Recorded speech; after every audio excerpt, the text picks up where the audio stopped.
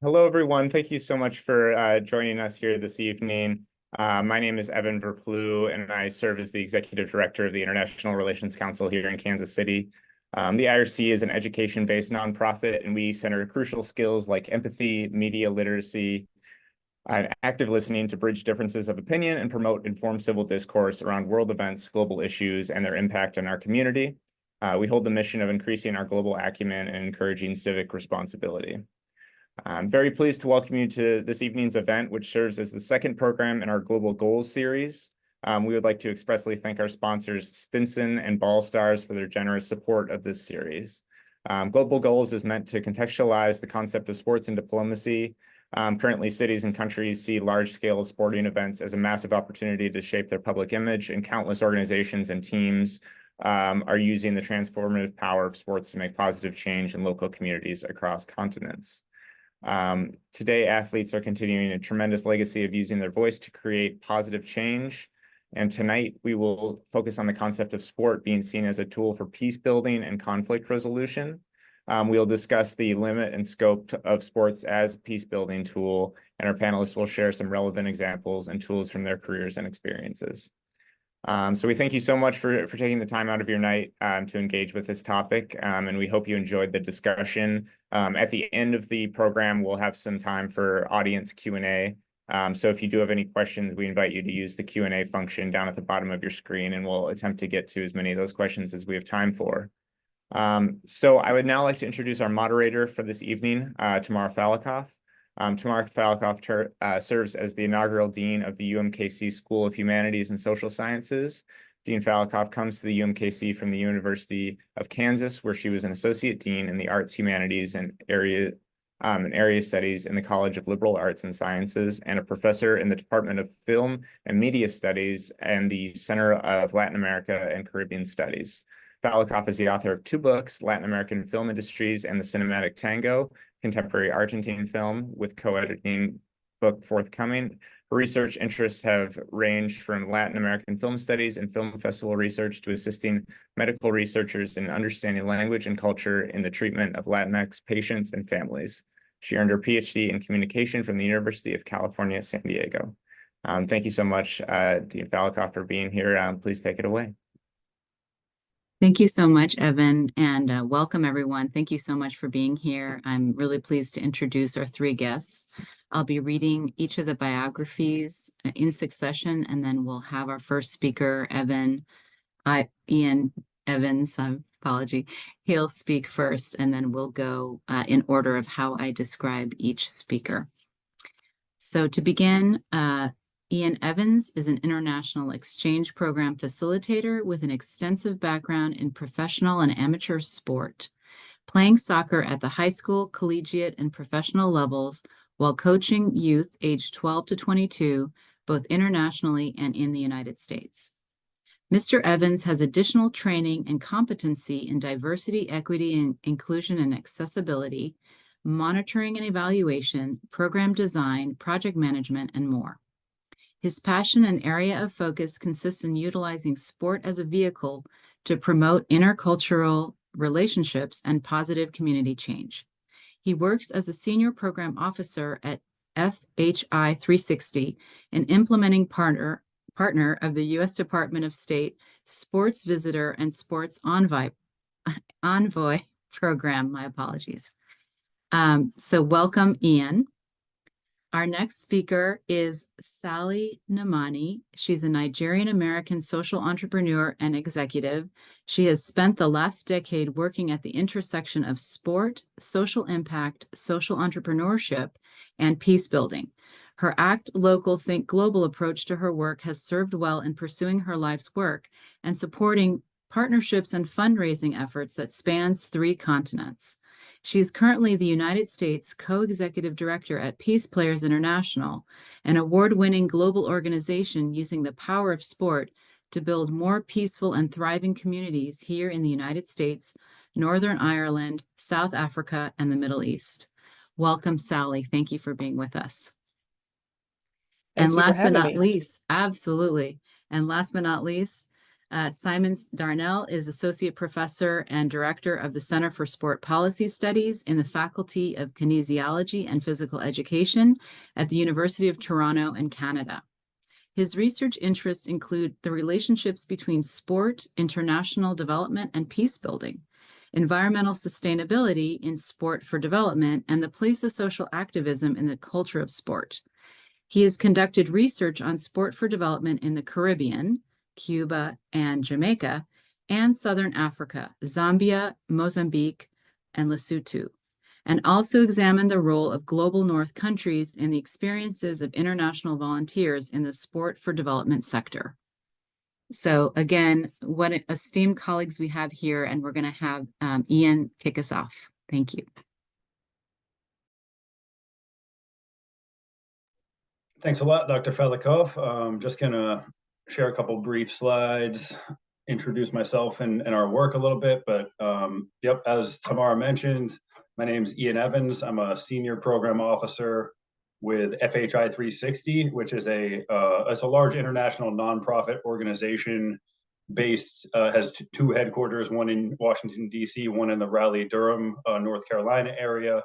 And yeah, my team, as you can see here, is implementing partner for a couple of sports diplomacy division initiatives. I'm on the sports, cultural, and youth program exchanges team in our U.S. programs division. And as mentioned, the program sponsor or administrator is the U.S. Department of State Sports Diplomacy Division, which is a part of their Bureau of Educational and Cultural Affairs. So just a little bit further info on Sports Diplomacy Division initiatives. As mentioned, these first two, FHI 360, my team, is the implementing partner for the Sports Visitor and Sports Envoy programs. So I'll kind of just go left to right here and run through these. So the Sports Visitor program brings youth athletes, coaches, and administrators from around the world to the U.S. for approximately 2-week long sports-based exchanges. We'll get a bit more into like the details and weeds of this as we move throughout the call. The Sports Envoy program is a little bit, it's quite related, but it's a little bit the reverse, where we send more elite level American athletes, coaches, and educators, typically current or retired professional athletes or coaches, abroad on shorter term exchanges for about 7 to 10 days. Both of these programs are really focused on community building through sport on key focus areas, such as you see below. But there are actually two other initiatives from the Sports Diplomacy Division that are run by separate organizations. First being International Sports Programming Initiative, or ISPI, which is an annual sports grant competition for US-based nonprofits to administer two-way exchanges that engage underserved youth, coaches, and sports administrators. And then there's also the Global Sports Mentoring Program, or GSMP, which is a professional development opportunity, typically kind of a bit older, like mid-career participants, which is focused for foreign-born leaders, typically aged 25 to 45, to travel to the US for a 5-week mentorship experience with American executives and decision makers that are like-minded in their work. And then just a few of the key policy priorities for our work. We have empowering women and girls, promoting inclusion and disability rights, supporting positive youth development, and strengthening cross-cultural connections. So that's like super high-level overview of Sports Diplomacy Division initiatives, but just wanted to give that starter before I go ahead and pass off to our colleague, Sally, I believe. Hello, everyone. Good to be here with you all. Again, I'm Sally Nnamani, and I'm the U.S. Co-Executive Director at PeacePlayers International. Our work is simple, right? Peaceful and thriving communities through sport, and working primarily in post-conflict communities and communities in the U.S. that have experienced disinvestment and violence. So for those of you who are not familiar with PeacePlayers, our work actually started in 2001. And whenever I describe this, I always love to mention that this was coming. This is 6 years following the end of apartheid in that country. So the legacy of segregation and inequity and inequality were so very much pervasive. And this simple yet profound idea of sport as an intervention tool to build bridges across these communities sounded so idealistic. But over the last 20 years, you'll see the impact that we've had not only in that country, but also in places like Northern Ireland that has just come off of signing the 1998 Good Friday Agreement. Running programs that engage in Catholic and Protestant communities, and also a growing population of immigrants in South Asian and African refugees in that country. We've also, added sites in the Middle East, particularly in Israel and the West Bank. And I can't speak too much about our programs there, mainly for safety reasons, given the recent events there. But very much over the last 20 plus years, we've developed, evidence-based programming on the value of sport as an intervention tool in post-conflict communities. And so taking all of those learnings, we were approached by Nike in 2017. They, given our work in some of the more challenging places that have experienced violence and conflict, they wanted to see how we can potentially replicate our model in the US. And thinking about peace building more from addressing a structural violence perspective. So we work in 5 major cities in the US, and we are, however, at the neighborhood level. So for example, we are in Chicago, but our programming is primarily on the south side of the city, and in places like Roseland, neighborhoods like Roseland, Austin, which is in the near north side, and also Cabrini Green. And we also work in Brooklyn, New York, which is a major, bustling, diverse city, but also has pockets of just deep inequality where access to sport, let alone a sport program that includes a leadership development and global engagement component to it, just don't exist. And so, our work in the US is very much focused on one, increase in access to sport, and second, also supporting young people in accessing the resources, the networks, the experiences they need to have agency over their lives, and also to be active participants in leadership and transformation of their neighborhoods. So you think about South Africa in 2001, and even today, and kind of look at that context and compare it to the US, you will find there's some parallels and some similarities, especially in the lived experiences of Black African youth in South Africa, and also African-American young people who are growing up in marginalized communities and neighborhoods in the US. So our efforts are really focused on how can we use the power of sport and the ecosystem and network around sport, particularly the game of basketball, to support young people, partners, major stakeholders in these neighborhoods, and working towards more peaceful and thriving communities where young people have the resources they need to thrive and feel that sense of agency to lead. So that's a bit about PeacePlayers and the work that we do.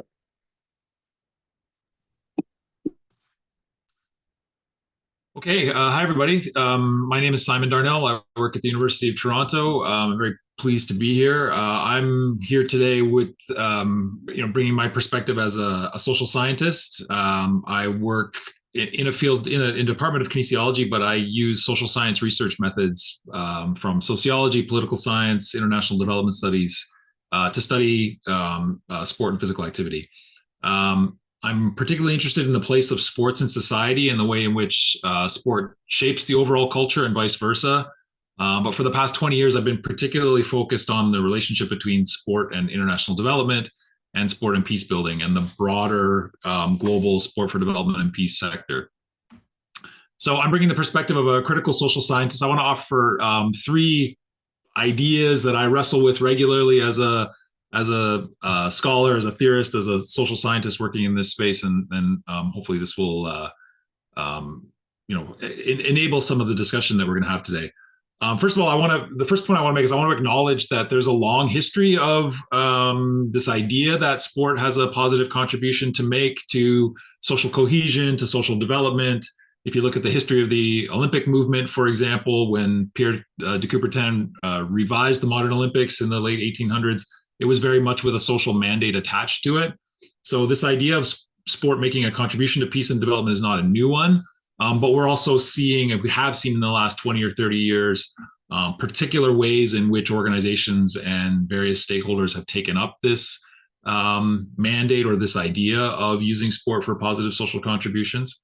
And I want to acknowledge, as it's already been talked about so far, that there are, hundreds of people around the world, thousands of people around the world who are working tirelessly to organize and mobilize sport as a way to make a positive contribution. And many of them don't get very much recognition, and they do this kind of work with very few resources. The second point I want to make is that when we're looking at this relationship between sport and international development, or sport and peace building, I think it should hopefully draw our attention to how significant sports are in the world that we live in. If the students that I work with, especially the grad students, would be rolling their eyes right now, because I'm always encouraging them to go beyond the metaphor that somehow sport is just a microcosm of society. I think that metaphor actually doesn't do enough justice to how significant sports are. And if you look at sports in the world of global politics today, look what's happening with the hosting of the World Cup in Qatar, or look at the ways in which, just for a couple of Middle East examples, look at the ways in which the Saudi regime has invested in sports. What that shows us is that sports has a real place and a real significance in global politics. And so we shouldn't undersell or underappreciate how significant sports are. And then I think that has an influence on how we think about the relationship between sports and peace building. Because we can actually think about what might be the contributions that sports can make before conflict in ways that might contribute to peace building. And then the third final point I want to make before I pass it on is that I think one theme that's come through in my research time and time again in recent years is that if we want sports to make a positive social contribution, including to peace building, to conflict resolution, then we actually need to organize sports with those intentions in mind. And that might seem obvious, but I think it's important to remind ourselves of that, because sometimes there's an idea that if we just apply sports, good things will happen. But the history of sports, or the contemporary study of sports, shows us that we can apply sports and have really bad things happen as well. Sports have certainly been used in the service of nationalism, in the service of war, in the service of xenophobia. I work with 2 PhD students right now who are studying the place and the ways in which sports are being used to support religious nationalism in South Asia, particularly in India. So it's not that sports will solve our problems, but sports has a role to play if we are clear and intentional about what we think that contribution can make. And I think once we start to think about sports in those kind of critical ways, it really opens up some important discussions and conversations about the things that sports can offer to a more peaceful world. So those are my ideas to try and get the conversation going. I'm very happy to talk about any of those themes and ideas in more detail as we go along. Thank you all so much. You've given all of us so much food for thought. Each of you doing different projects, but seeing some obvious overlaps with what we've heard. I'm just going to start by asking each of you a question, and feel free to take time to sort of elaborate. And then if others want to take up the mantle of what another speaker said, please feel free, so we can be really interactive in our conversation. And then, of course, audience, as we're speaking, if you want to ask questions, I would love to entertain them later on in our program. So let me start with Ian. Ian, I'm really intrigued by all these various programs that you offer, and I'm curious if you can share with us some of the biggest lessons and messages that your program is trying to teach through public diplomacy efforts. Yeah, absolutely. There's definitely a lot of overlap with what Dr. Darnell and Sally just shared, and kind of highlighting that. So there's messaging, and then there's like priority areas for us. So that's a little bit like government speak versus like overall messages that we all on this call, and I think many watching, all hold about sports as well. So in terms of the focus areas, which can tie into the messaging a bit, reiterating definitely positive youth development through sport, community development through sport. So like utilizing sport as a means to engage with these topics or start difficult conversations that you may not otherwise be able to start so quickly without such a connecting force as sport. So following up with empowerment of women and girls through sport, promoting disability rights and inclusion. So that's adaptive sports like wheelchair basketball, ensuring that all members of society are included, intentionally included in any sport design as they move forward. Yeah, another key one, countering violent extremism through sport. So like we've had participants coming from areas such as like remote areas of Morocco where many youth are at risk of you know, being tempted and reached by terrorist cells, even Al-Qaeda, active Al-Qaeda there. So using sport as a way to reach those kids and provide them with a positive place to come and play sport and not have to worry about such dire consequences, and maybe try to get them on the right track through that. So those are kind of like some of the key focus areas for us. But yeah, messages, I think we always fall back on the power of sport to connect people who may otherwise never have connected. Using sport to create meaningful and lasting cross-cultural connections. And definitely a bit that we spoke about earlier, we always try to include at least a session or two on conflict resolution and maybe restorative justice practices as well. So we always try to find a way to tie those in through sport. Sometimes we don't necessarily have to have a workshop on conflict resolution that involves like a soccer ball on the ground. We can just have that workshop. But those are key messages for us. Definitely focusing on, you know, positive development, positive youth development, bringing the community together and creating community through sport. This is amazing. I have to say, I think most of us have such a narrow definition of what sports is. So I really appreciate this very expansive way of thinking about sports as a vehicle for so many other aspects of our lives. And so, Sally, building on what Ian has said, you know, feel free to talk more about related topics. But my question to you is, how does a nonprofit like PeacePlayers engage with official stakeholders and community officials in the areas where you work? Yeah, I think that's a brilliant question. I think a lot of what Ian shared are you know, it's through those kind of focus areas that we try to look at our work, both here in the US and globally. And, you know, the work that we're trying to do, or what our mission entails, is going to, for us to be successful, has to involve multiple stakeholders, starting from local to national to global. And so, you know, even just looking at our learnings from the past, when PeacePlayers first started, we were structured as like a US-based organization that went to these challenging places and sent, you know, recent college grads to go build these programs. And we learned pretty quickly that once they wrapped up their 2-year fellowship, they came right back to the US and we had to start all over again. And so that model was not sustainable. And so, you know, we recognize that pretty early that we need to invest in not only local leadership, but also local partners, and be really embedded within the local ecosystem of the places in which we work. And part of how that's you know, manifested in the last, you know, few years, the last several years actually, is in each of our sites, we have a local managing director. They have their own local governing boards. Each member of the local board chairs all sit on our global board, right? And we also work with a number of you know, local partners, including schools and recreation centers and even governments, right? Institutional partnerships are very much necessary to be able to move the needle forward. I lived and worked in Belfast, Northern Ireland for a couple of years. I was one of those fellows, but when I got to Belfast during my fellowship, we already had local leadership. I was essentially one of the support, the staff helping deliver programming. And I led I supported an expansion effort in Mid-Ulster, which is rural part of Northern Ireland. And that project involved the council area officials, local businesses, local coaches, a number of football and Gaelic football programming.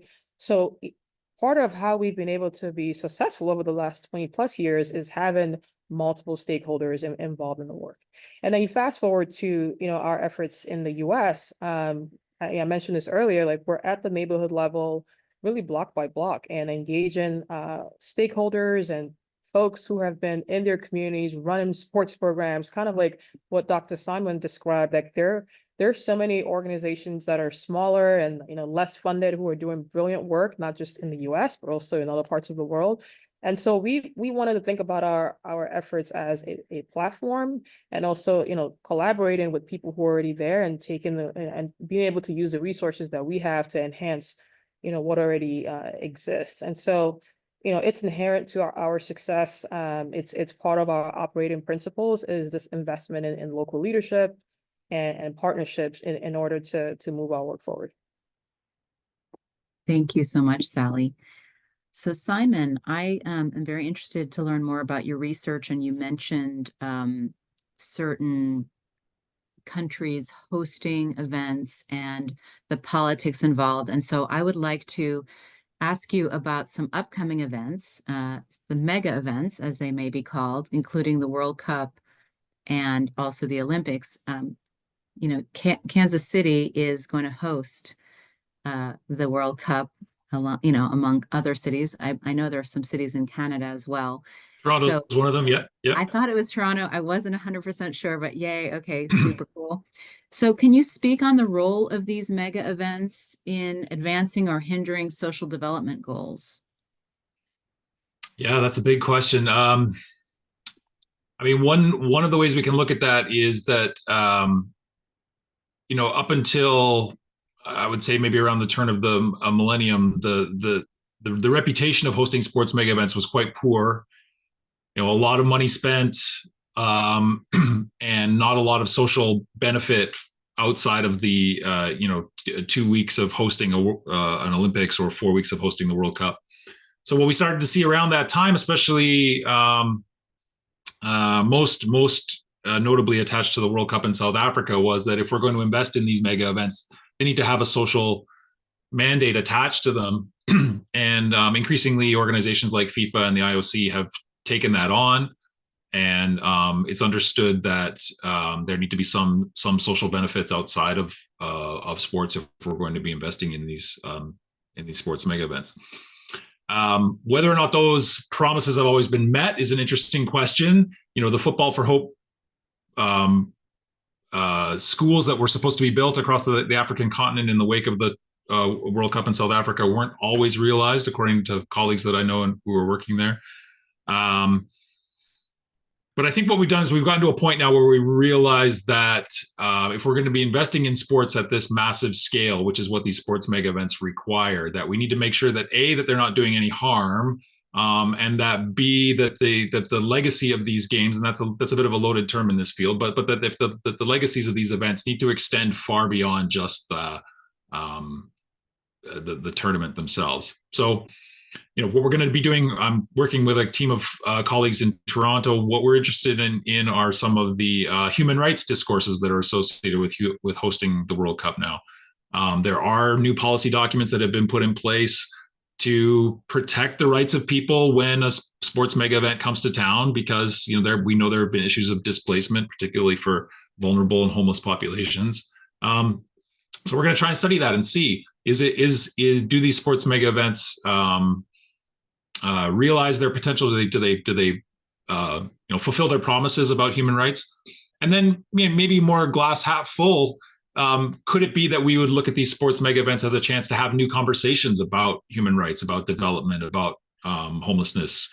I think that's actually really positive. And this goes back to the first question that you asked, and I was, you know, when I was listening to Ian speak, that one of the messages that I think is so interesting around this relationship between sport and international development and sport and peace is that it often gets people into a conversation around these issues, and they didn't even know that it was happening. That's been my experience with students working in kinesiology and phys ed.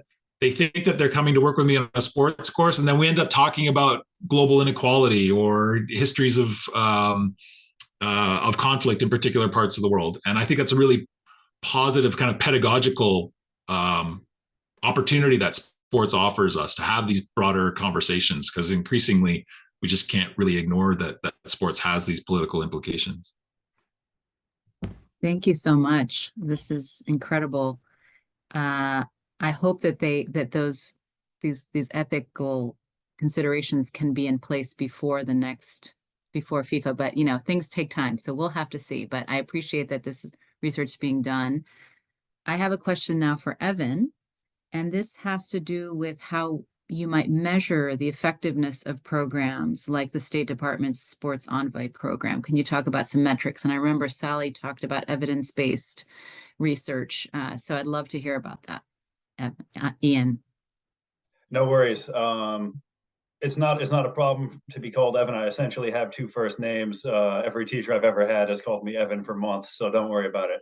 I'm used to it. But in terms of measurement, yeah, we do kind of stick with like a classic like pre-post program survey, and then like six months post program. So we we work with U.S. embassies.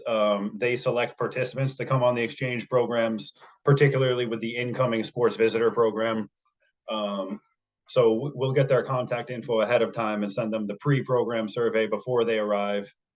We then have them take a post-program survey on like the very last day of their program while they're still here, right before about to fly back home, and then follow up with a 6-month program survey. So that's like a pretty standard, surveying model that I'm sure like PeacePlayers, other organizations do similar things. We also do a lot of alumni engagement. Actually, before I move to that, the Bureau of Educational and Cultural Affairs has kind of drafted up a new round of like survey questions and kind of survey data templates that's made it very easy for us to like visualize the data and have key like bucket categories. So some of those focus areas that we look to measure are things like, perception change for participants, for the U.S. in general, for the U.S. government, for the U.S. people. There's a lot of questions. It's kind of a long survey. They're also getting at like personal aptitude changes in terms of like how participants feel that they'll be able to make a positive change in their community after returning back home.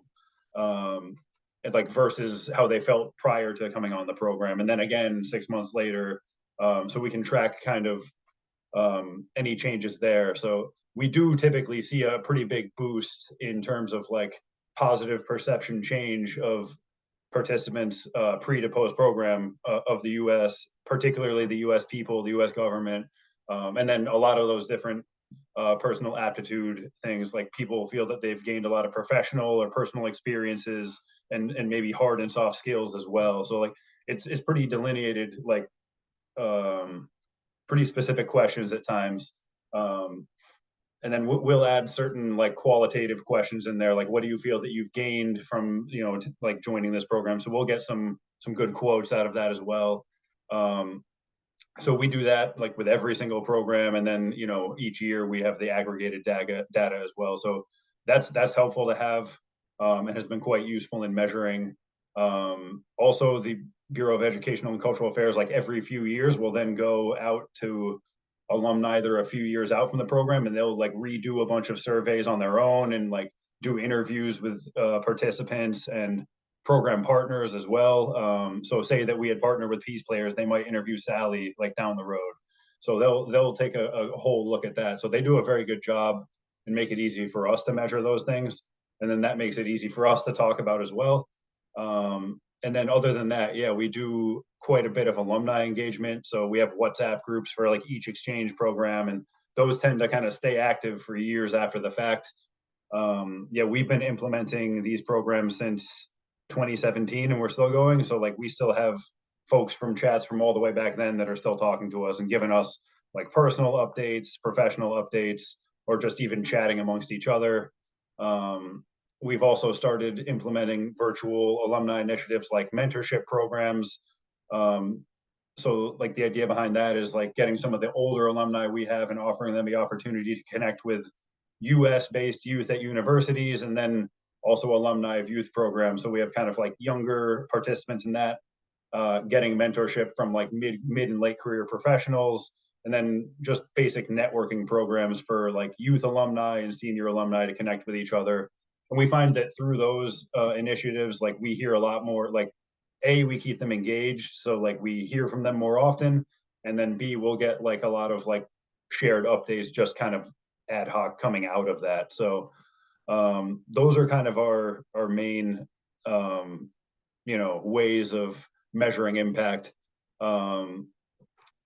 I would say that one specific example that I really like is like we were offered after a program we did last summer. There was youth participants that came in from Peru. It was a multi-country program, so they had a lot of different participants come in. The program is split basically that half of it is like they get educational, like English language, STEM. There's 2 different tracks to it, so they get some training on those things, and then they'll also be immersed into an existing sports camp in the US. So I have that opportunity to connect with American youth through that. But after that program, they actually went home and like implemented their own like mini version of the project in their home communities, where they like put on like a 4-day event where they had like split between educational and leadership sessions, and then like, you know, the sports programming as well. So seeing that kind of like tangible, very clear like impact, like they got that idea from being on our program and then implemented it back home. Yeah, it's great to see that impact, and we'll just kind of get like, we'll glean it through program data through the surveys, and then we'll get the qualitative like feedback as well. So yeah, it's kind of a mixed bag on how we approach that. Well, it's mixed methods, right? That's fantastic. Thank you so much, Ian. My cousin's name is Ian. I have no excuse. So thank you for being kind. All right. So Sally, I had a question for you, and that has to do with the role that local communities play in the design and implementation of the sorts of programs that PeacePlayers is known for. Yeah, another great question. I mentioned earlier that part of our operating principles is local partnerships, young people, not just local partnerships, but diverse stakeholders, from young people to coaches to residents. So I'll share a couple examples actually. In our Brooklyn program, for example, actually, before I go hone into our Brooklyn program, when we first launched our efforts in the US, part of how we began to reimagine what the PeacePlayers programming and model could be in the US was we conducted a context analysis, and that involved a number of focus groups, conversations, surveys with a very broad set of stakeholders in the neighborhoods that we had identified that we would work. And during that time was where we were able to kind of get a better sense of where the needs, the challenges, and where community residents wanted to lean in, or they felt that PeacePlayers was best positioned to lean in. And we took a step further when we then launched our efforts in the US. I led the Brooklyn program for about 2 years. And we work primarily in the Brownsville community. If any of you are from New York or have been to New York, Brooklyn is one of the more bustling boroughs in New York City, but still has pockets of just deep poverty and marginalization. And Brownsville is one of those neighborhoods where it has the highest concentration of housing development in the Americas. And those housing developments, unfortunately, are sometimes used to mark gang turf. And so, young people living in Brownsville, and the demographic that we work with, many of them are not gang affiliated, but they're bound by the gang lines in their neighborhoods. And there's an organization called, why is this slipping my mind right now? The Center for Court Innovation in Brownsville. And within that organization, there's an initiative called the Brownsville Community Justice Center. And this organization works primarily with young people between the ages of 16 through 24 who have been in touch with the juvenile system. And that group conducted a resident meeting, again, trying to get a sense of like what residents would like to see in their community.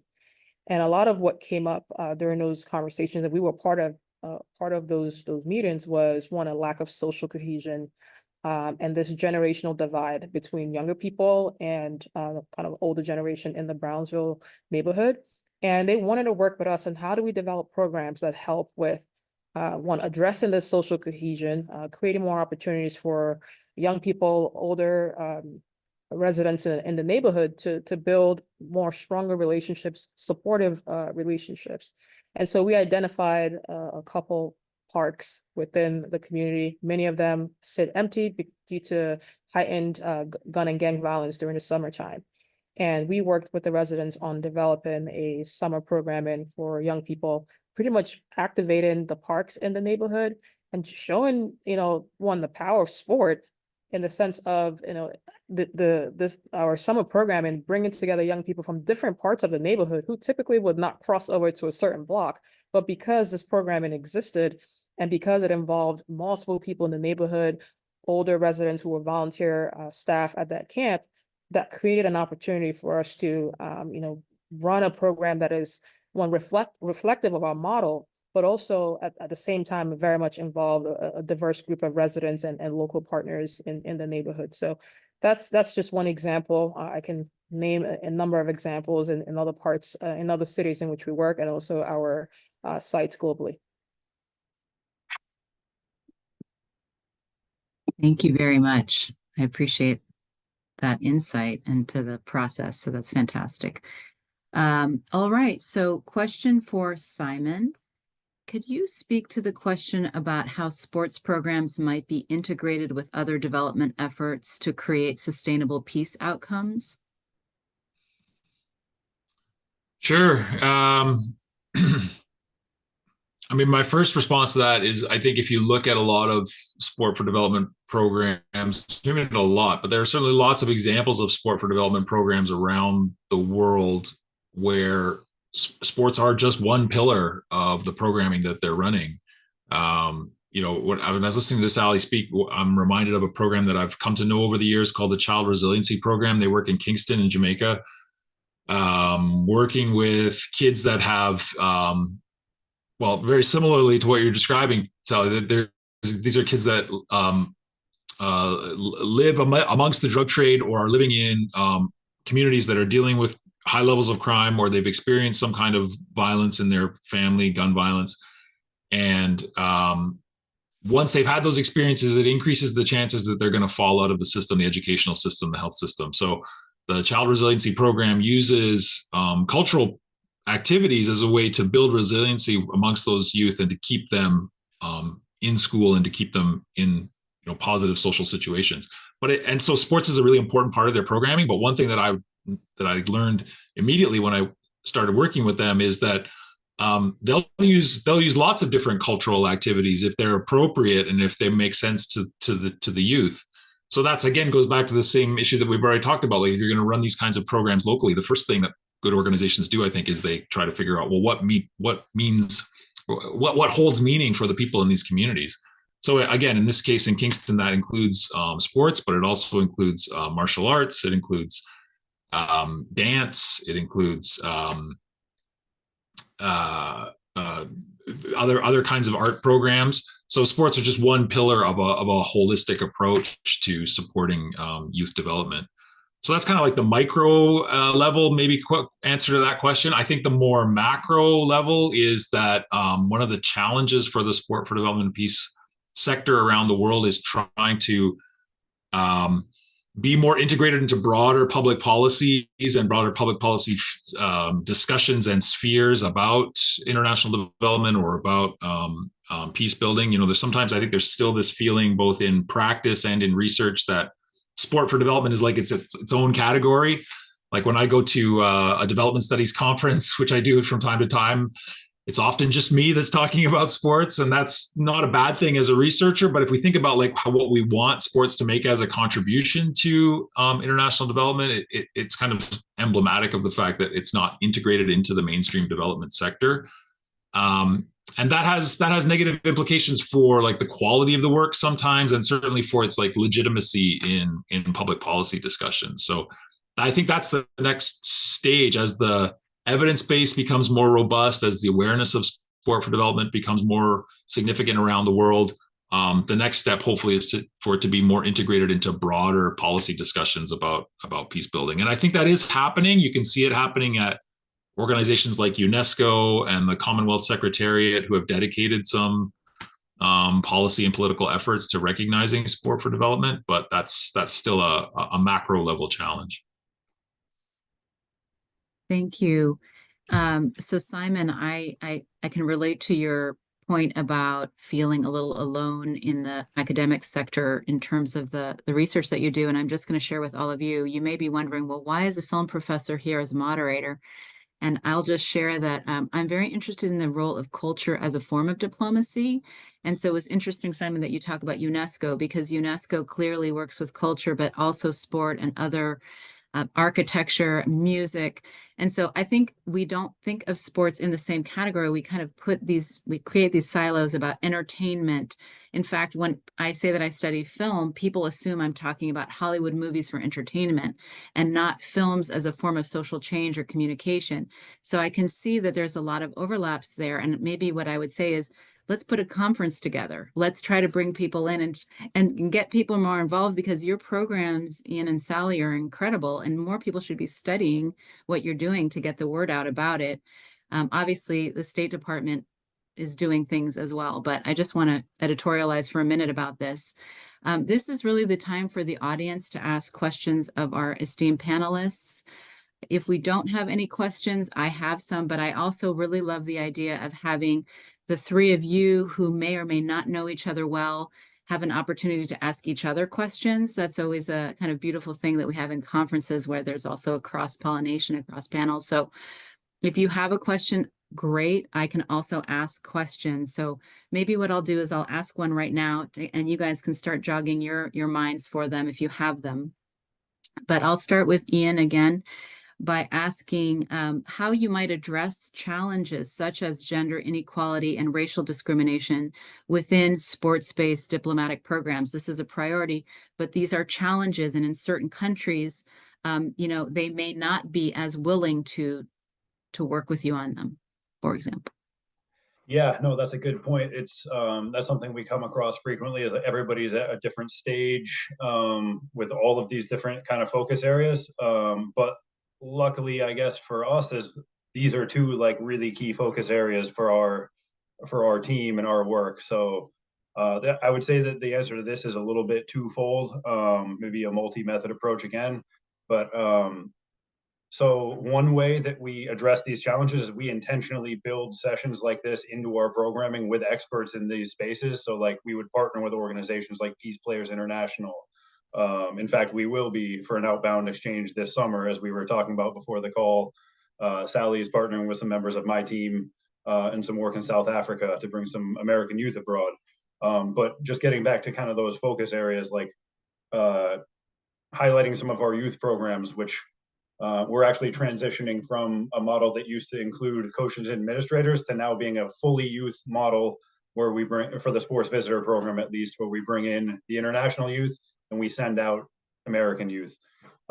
So each summer we have programming, like one of our programs is a women and girls empowerment soccer and basketball program that partners with the Julie Foudy Leadership Academy. So that's already a program that's focused specifically for girls. It's girls leadership, girls and women's leadership. And we also partner with organizations such as like Women Win, who focus very much on the same focus matter. So that's like getting at storytelling behind sport, positive youth development for girls in sporting spaces. So we partner with organizations like that. We have a program this summer.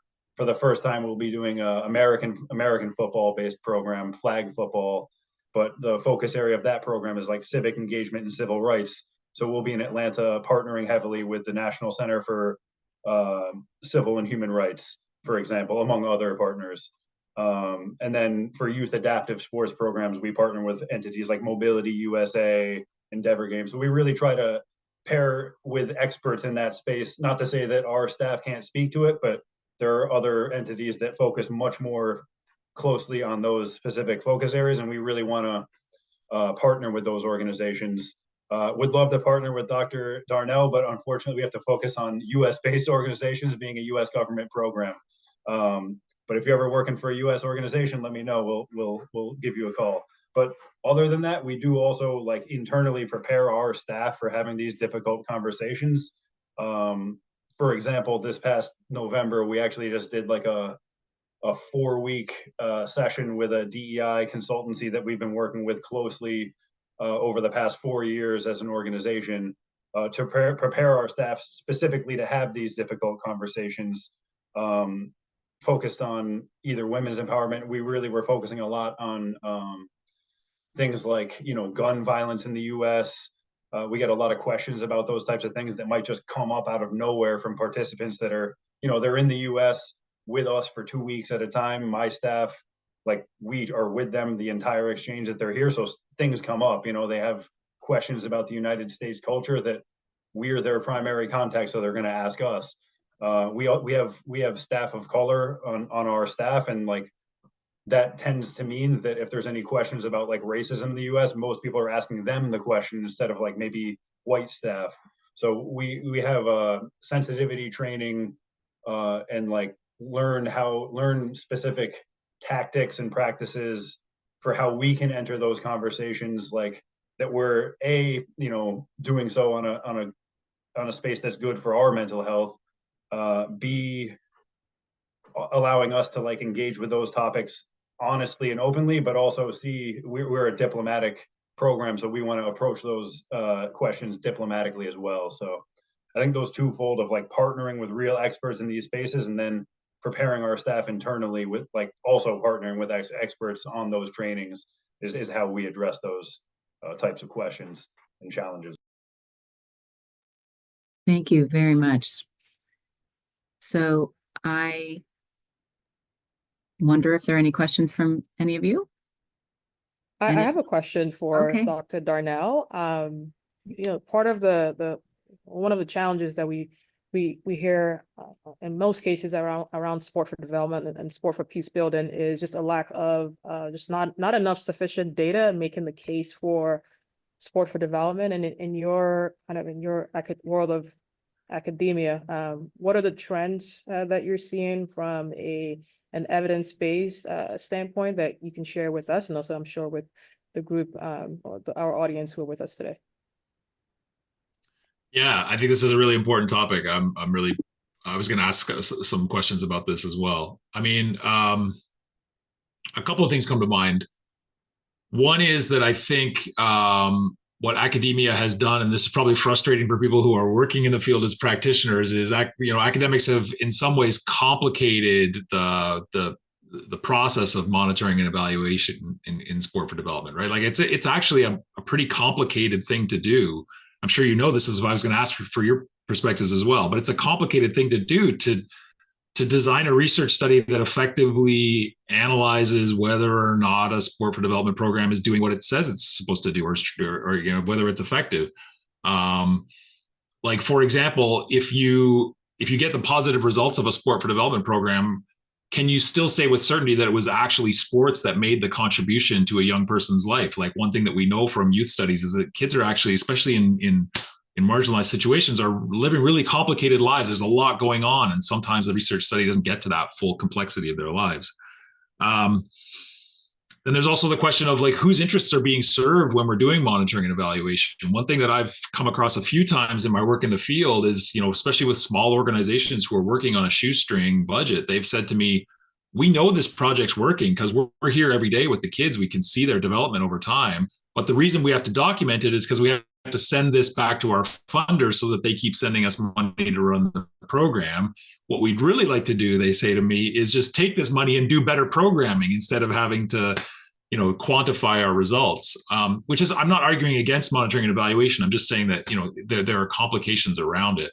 So where I think this is trending in the literature, and because I'm an academic, I'll cite my sources. The person whose work really is the sort of leading the way is Fred Coulter on this topic, and he's made the case that, and I think he's right, that what we need more and more are strong programs or theories of change, programs of change, ways to understand like a mechanism by which we would expect sport to make a positive contribution, as opposed to like a data set that only applies to a particular context. Because it's actually the theory and the way of thinking about and the way of understanding how and why a change occurred, that's the part that can be replicated, scaled up, moved into different contextual areas.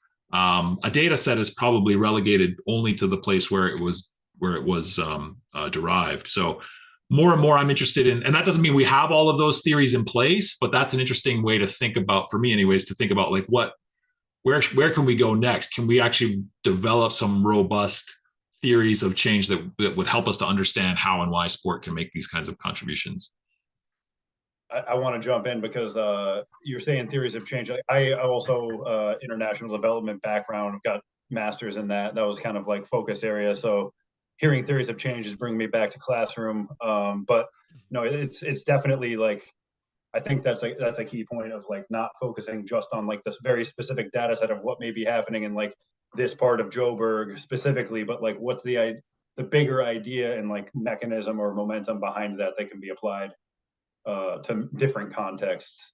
I also wanted to follow up with a question, kind of speak to Dr. Darnell, speaking more about like the mega event things that you were discussing a bit before, and particularly like mega event legacies. I'm going to give a little bit like context and then get a question, but like, so through our work, we partner a lot with like LA84 Foundation, for example. So that's like an Olympic legacy foundation. It seems to me that they've got a pretty good track record working in the community. They serve primarily as like support and funders for various like youth sports and different sporting organizations in like the LA County area. So they do a lot of great stuff. That's also focusing on like social cohesion, targeting marginalized communities, et cetera. They have a wide array of different partner organizations they work with and support.